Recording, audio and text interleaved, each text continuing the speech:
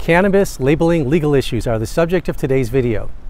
By the end of this video, you'll have some basic familiarity with the way FDA lawyers approach labeling issues for dietary supplements as well as cannabis products.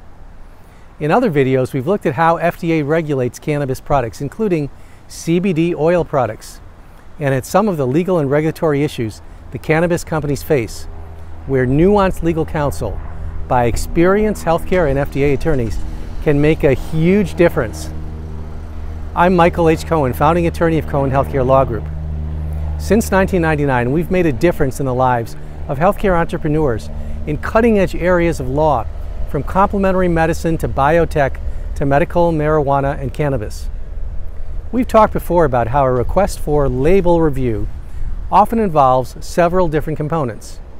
Number one, technical review of the label itself for compliance with very detailed federal regulations. Number two, legal review of the claims to ensure that the product is making claims that are allowed by federal law and not prohibited disease or drug or therapeutic claims. And three, an overview of FDA and FTC substantiation requirements to reduce the risk that claims could be considered false or misleading. Our focus today is on technical label review. Here are some sample items we identified in a recent technical label review for a cannabis product.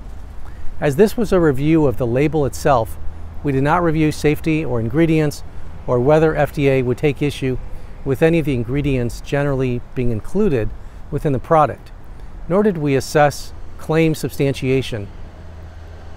First, we recommended that the client place their product within the federal exemptions for hemp, which suited this particular product and made it legally safer to put on the market than as a CBD product.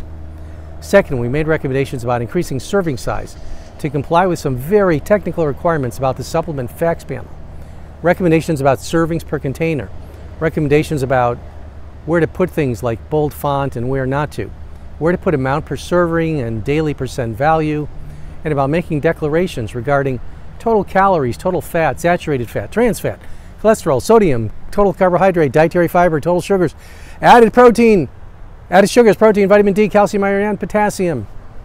We also recommended including certain things that the technical regulations require to be placed in footnotes, revising some of the names of ingredients for compliance, deciding whether to list amino acids individually or declare proprietary blend, listing ingredients in descending order or predominance by weight, appropriately describing preservatives, revising the quantity of contents and statement of identity, having the right type size, and including the right disclaimer. As I said, technical review is very technical, but it's important, and we do this for our cannabis and dietary supplement and cosmetic clients as long as they realize that technical label review and a technical markup of the proposed label are part of the legal process, and the claims review is also very important, as well as determining whether you've even got a cannabis product that could be whatever the regulatory classification you want it to be. Thanks for watching. If you still have questions, click on the link below, cohenhealthcarelaw.com/contact, to send a message or book an appointment. Here's to the success of your cannabis venture. We look forward to speaking with you soon.